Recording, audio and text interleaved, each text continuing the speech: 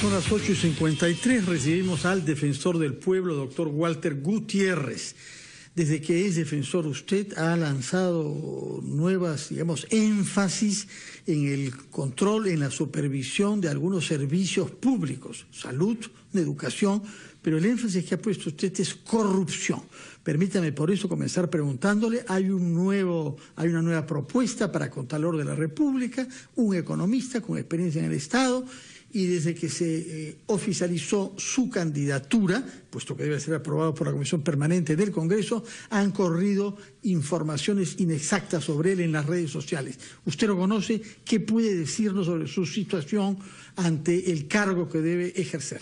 Bueno, puedo decir dos cosas. En primer lugar, Fernando, Patricia, buenos días. Buenos días, defensor. Puedo decir dos cosas. En primer lugar, lo conozco a Nelson hace muchos años. Es un funcionario de primerísimo nivel, consultor internacional, de gran calidad personal y profesional. Ojalá hubieran más funcionarios en el Estado como él. Y en relación a lo que sé, respecto de lo que se le está señalando, en el sentido de que tuviera un proceso abierto, lo que sé respecto a lo que estoy informado es que él es un testigo. Él no tiene un juicio abierto hasta donde tengo noticia y por la información que se me ha alcanzado. En el Perú, denunciar es un deporte, y yo lo he dicho más de una vez en esta radio. Es muy fácil denunciar y los procesos son muy lentos. Lo que aparece en la página o en el registro del Poder Judicial, entiendo que es una noticia pasada, un registro de información pasada, no es actual. De acuerdo. Más allá de este caso concreto, nos está faltando un plan nacional aprobado y consensuado de lucha contra la corrupción en momentos en que vienen además gastos considerables y rápidos para la reconstrucción, por ejemplo. Sí, es altamente preocupante el hecho de que tengamos 6 meses sin políticas y sin plan anticorrupción. ¿Esto qué significa? Que el Ejecutivo, el Ministerio de Transportes, por ejemplo, que se va a ocupar o se está ocupando de Chinchero, no tiene plan anticorrupción vigente. Lo mismo sucede con salud, donde estamos viendo que hay muchos casos de corrupción, vivienda, educación, en fin, la larga lista de ministerios. No tienen plan anticorrupción porque no se ha aprobado las políticas y el plan anticorrupción que debe aprobarse de manera urgente. Esta es una tarea del Ejecutivo y por eso lo hemos señalado en un comunicado. Pero el problema no es solo que no tenemos plan anticorrupción, que es, repito, sumamente importante el Fondo Monetario. ¿Quién debe elaborarlo y quién debe aprobarlo? Lo elabora, lo propone la CAN y lo aprueba Comisión de Alto Nivel Anticorrupción, la PCE, presidida por el señor Duvelí Rodríguez en estos días. Recientemente, sí.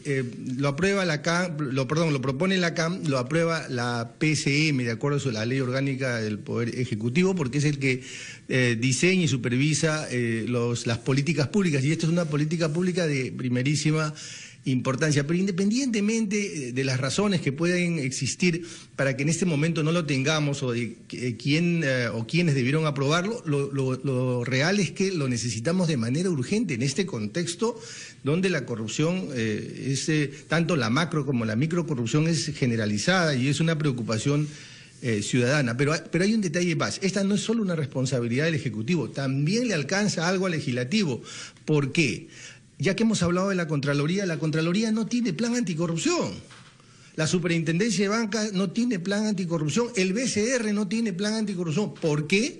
Porque el Perú carece propiamente de un sistema anticorrupción. Porque de lo que hemos estado hablando solo le compete o resulta vinculante para el Ejecutivo. Entonces tiene que darse una ley que cree realmente un sistema anticorrupción. Es muy importante tener planes porque estos planes finalmente aterrizan en oficinas y un pequeño equipo que identifica zonas sensibles, establece indicadores, puede darse cuenta dónde se realizan recurrentemente actos de corrupción y, por supuesto, generar algunas medidas para poder reducirlo, atajarlo. Esto no existe. Entonces, por eso es importante que en el diálogo se toque este tema. Hay tareas del Legislativo y hay tareas del Ejecutivo. De acuerdo. Otro de los temas en los que ha insistido usted en los últimos tiempos es un enfoque de derechos para los damnificados de los desastres naturales. Se tiende a verlos como víctimas que deben ser resarcidas, pero no tanto como sujetos de derechos. Ese es el enfoque que la Defensoría plantea. Se aprobó esta ley de reconstrucción con cambios, que está muy bien, que tiene una mirada de reconstruir la infraestructura, pero ¿qué hay con la restitución de los derechos de las personas? Es algo, pongo esta analogía, es como que nos sucediera algo en la casa y pensáramos primero en reconstruir la casa y no pensásemos en la salud de nuestros hijos, en la educación de nuestros hijos, en la alimentación de nuestros hijos. Primero son las personas. Y ya que este es otro tema que se va a tocar en el diálogo, me parece fundamental que hagan ese giro. ¿Qué pasó con las 400.000 personas que estaban en alerta alimentaria, con los 70.000 estudiantes que no recibían clases? ¿Qué está sucediendo con estas personas? De acuerdo, pero solo una presión, pero para resolver esos problemas se necesita construir el colegio, arreglar la carretera, o sea, no son cosas que se puedan manejar por separado ni poner una encima de la otra. Efectivamente, si esta preocupación, que nos parece absolutamente válida por el ser humano, tiene que ir antes o después, o no se trata más bien de un trabajo conjunto, o de qué manera. Porque puede que el Estado sí lo esté teniendo en cuenta, pero obviamente no está evidenciado. ¿De qué manera se podría evidenciar este esfuerzo para que la Contraloría además pueda ejercer, para que la Defensoría pueda ejercer un órgano de acompañamiento, ¿no? Desde nuestro punto de vista, tal como ya lo dijiste hace un momento, es concurrente. Ajá. Porque no podemos soslayar la importancia de la reconstrucción física, pero al propio tiempo también es importante restituir derechos. Y aprovecho para decir que nosotros presentamos una iniciativa legislativa en el Congreso para que se apruebe una norma para que en el futuro cualquier reconstrucción sea con un enfoque de derechos. ¿Por qué? Porque el país es uno de los países que tiene más vulnerabilidad por los cambios climáticos. Ya tenemos el tema del friaje que todos los años sucede, es probable que haya un nuevo Niño y es probable que tengamos nuevos desastres en el futuro. Y por eso ya tenemos que crear cierto aprendizaje, cierto protocolo que parejo a la reconstrucción, privilegie la reconstrucción de derechos. De manera que yo no encuentro aquí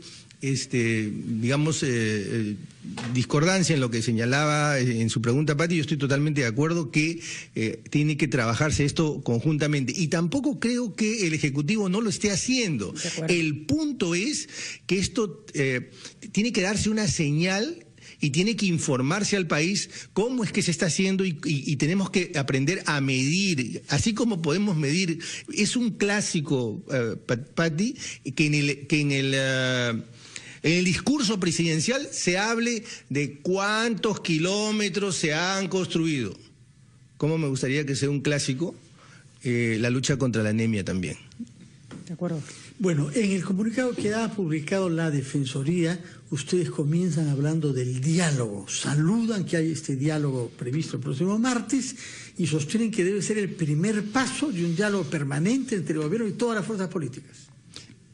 Desde nuestro punto de vista, el diálogo genera institucionalidad, el diálogo sincero, el diálogo que aterriza en temas concretos, que luego se puede hacer un seguimiento, se puede verificar, el diálogo que permite que esto se traduzca en derechos en las personas. Ese diálogo debe institucionalizarse, debe ser el primer paso para que el gobierno dialogue con los actores políticos, porque yo creo que eso genera institucionalidad y prestigia a los actores, fortalece a los actores políticos. Eso es muy importante. No me parece que deba ser ocasionalmente el diálogo. El diálogo es una práctica en la gestión pública.